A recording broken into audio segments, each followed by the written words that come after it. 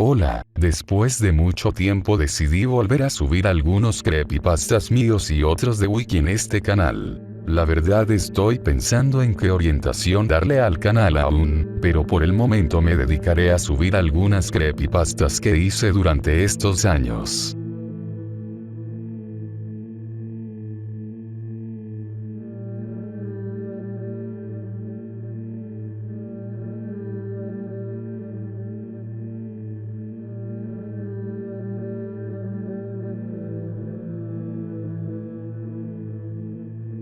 Cada vez que la visitaba alguien yo le gruñía y ellos le preguntaban, ¿tu perro muerde? Y ella decía, no, es el perro más cariñoso que ha existido. Yo me le acercaba y le lamía la mano. Un día normal, yo estaba con mi ama viendo la televisión, estábamos los dos solos, cuando tocan la puerta. ¿Quién es? Dice mi ama.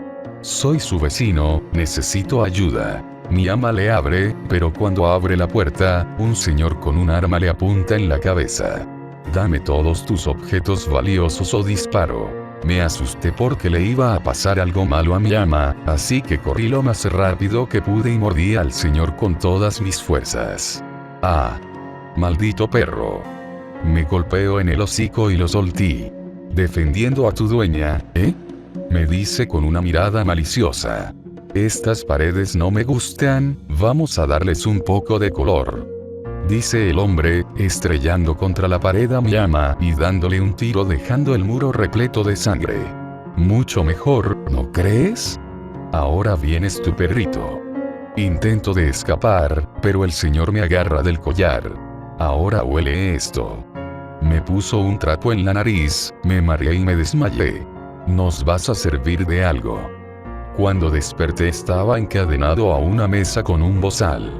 De repente, se me acercó un extraño señor con una aguja. Buen perrito, dijo mientras se acercaba. Intenté escapar, pero las cadenas eran muy duras. Me inyectó y me mareé. Comienza el último intento del experimento del perro perfecto. Fue lo último que escuché antes de quedar inconsciente. El sujeto es un Doberman macho, parece tener unos 12 años de edad, pesa 24 kilos y mide 1,04, que comience el experimento.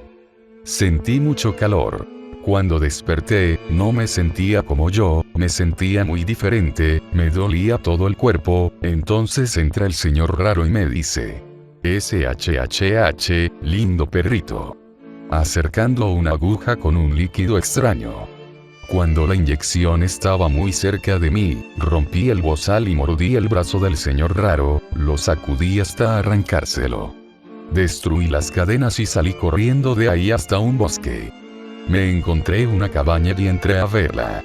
Pensaba que estaba completamente desolada, hasta que me encontré a una mujer de cabello corto y negro con un mechón de color rosa. Podía ver a colores. Me le acerqué y ella me miró. Hola perrito, ¿estás perdido? Me acarició en la cabeza parándose de puntillas. Entonces me di cuenta de que era diferente. Me observó y dijo, ¿estás confundido?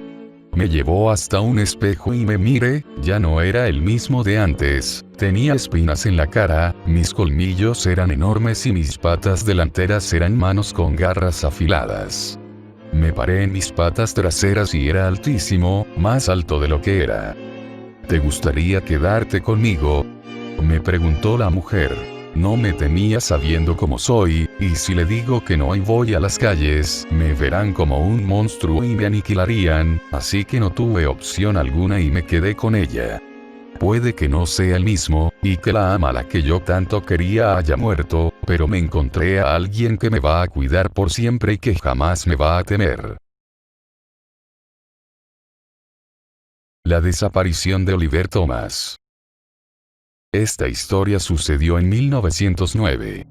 En el pequeño pueblo de Gales en Reino Unido, la familia Thomas, una familia de granjeros de clase baja, se preparaba para realizar una cena entre vecinos y amigos, para celebrar la Nochebuena el 24 de diciembre. El padre de familia y anfitrión de la fiesta, Owen Thomas, empezó a avisar a todos sus amigos y vecinos sobre la gran fiesta en su humilde casa. El día de la ansiada y esperada fiesta había llegado. Todo era felicidad y alegría, incluso el clima parecía que quería unirse a la celebración, porque acababa de nevar y habían salido las primeras estrellas, dejando el paisaje como una postal navideña. La cena comenzó de manera perfecta. El guiso de la señora Thomas parecía irresistible, los niños esperaban los regalos jugando mientras los mayores conversaban. Owen Thomas, el dueño de casa, había invitado al comisario, al veterinario y al pastor de la aldea para celebrar. Todos acompañados por sus familias, formando en total 15 personas. La fiesta se desarrollaba normalmente hasta que la madre de Oliver Thomas se dio cuenta de que se estaba terminando el agua. A unos metros de distancia de su casa, tenían un pozo y debía ir a buscar un poco de agua. Por lo que le pidió a su hijo Oliver Thomas que fuese a buscarla, una decisión que la pobre mujer lamentaría el resto de su vida. Oliver era solo un niño de 11 años, muy vivaz y servicial al que no le importaba dejar un rato el cálido ambiente para buscar algo de agua. Él había ido a recoger agua al pozo millones de veces, así que no era nada nuevo. Se puso unos guantes, unas botas y fue con una bufanda que amorosamente le había colocado su madre. A los pocos segundos de salir se escucharon gritos del pequeño, de sorpresa, y luego fue seguido por una llamada de socorro. «Auxilio, me llevan». Dicen que gritaba Oliver. De inmediato todos los presentes salieron al rescate del pequeño. Su padre recogió su fusil exclamando: «¡Un lobo!». Todos salieron portando algunas armas y una linterna. Pero ya el pequeño no estaba, por lo que decidieron seguir su rastro por la nieve. Había pisadas que se interrumpían de la nada, como si hubiera desaparecido. Durante unos segundos los atemorizó el desconcierto, pero al rato comenzaron a escuchar nuevamente a Oliver gritar por encima de ellos: «¡Socorro, me han cogido!». «¡Auxilio!». Todos quedaron asombrados ya que miraban hacia el cielo, pero no veían nada. Ni una pista, ni un indicio que les dijera dónde se encontraba el pequeño y que lo llevaba por el cielo.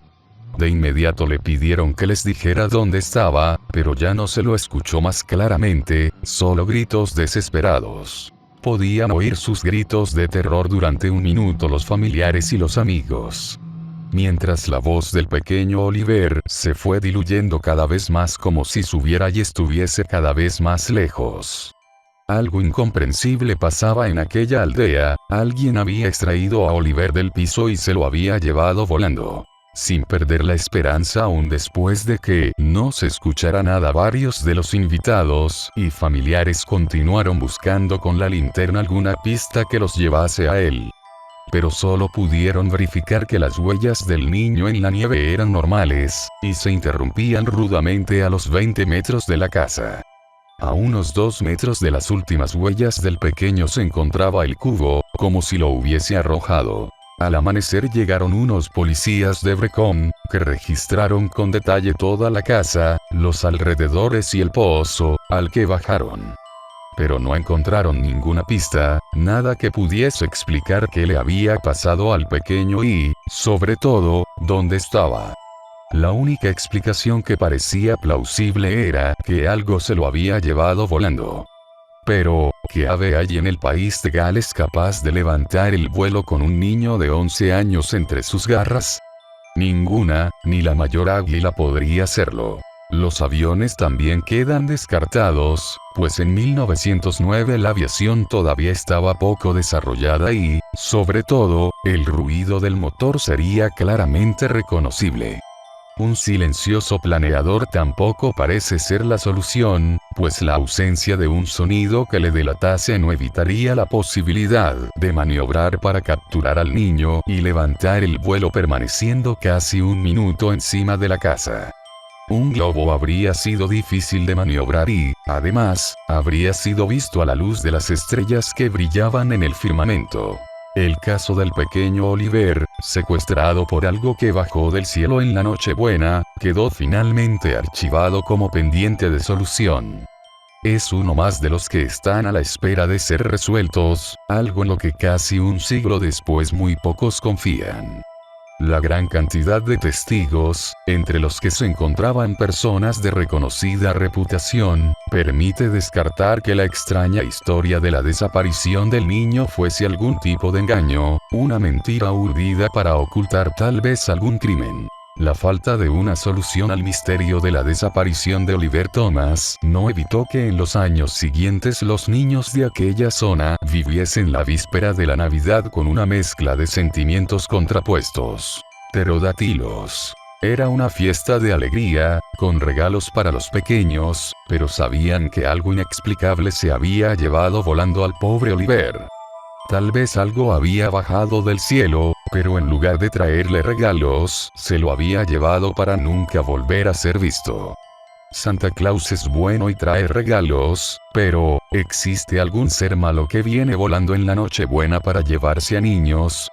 Preguntaban los pequeños de la zona a sus padres.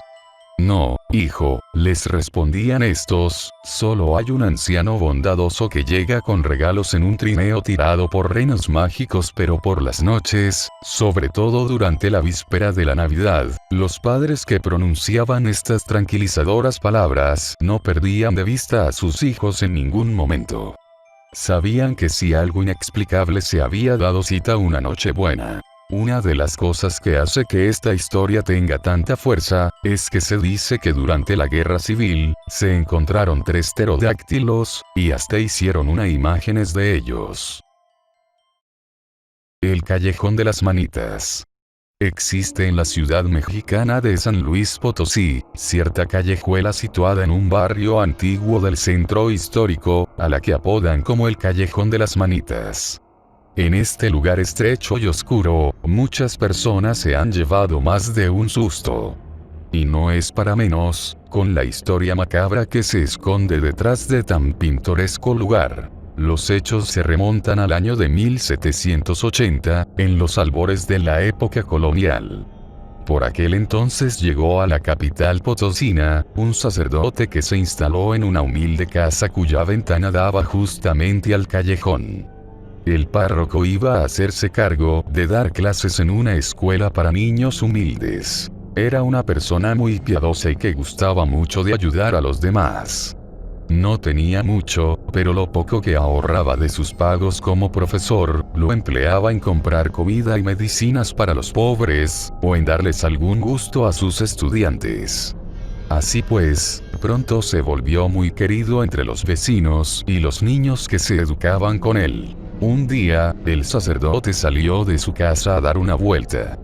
Cuando estaba por oscurecer, regresaba a su hogar, pero en el camino se topó con un asaltante que intentó robarle.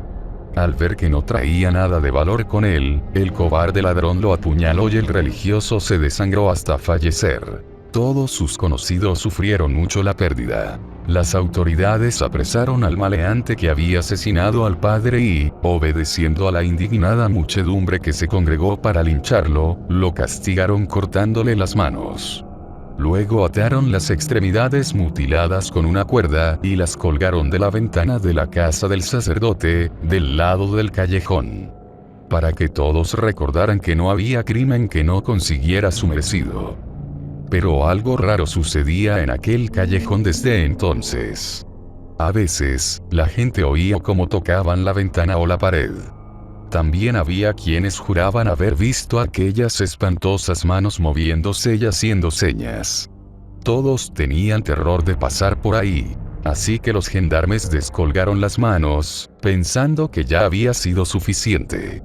Más grande fue su sorpresa al darse cuenta de que, al día siguiente, volvieron a estar colgadas en el mismo sitio. Pensaron que algún gracioso les había hecho una jugarreta, aunque lo cierto fue que, por más que vigilaron, jamás encontraron a nadie que se metiera al callejón a hacer de las suyas. En cambio, era como si las manos se movieran por voluntad propia, para terror de ellos y de los vecinos. Finalmente, hicieron lo único sensato que ameritaba una situación como aquella: incinerarlas. Y con eso pareció solucionarse el bendito problema. A pesar de todo, se dice que hoy en día, si uno pasa por el callejón a altas horas de la noche, podrá apreciar la silueta fantasmal de unas manos tenebrosas que cuelgan de la ventana y al fantasma de un hombre vestido con sotana, que dobla la esquina y se pierde en el interior.